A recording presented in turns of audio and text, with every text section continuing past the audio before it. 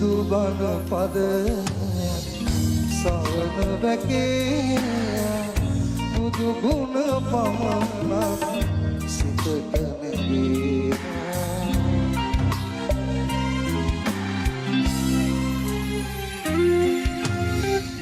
සැප සොයලා දුක විඳම සඵල වුණේ නැතුවම අවසන්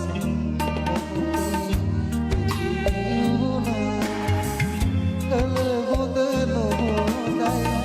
මට පුරුම බුදු බණ පද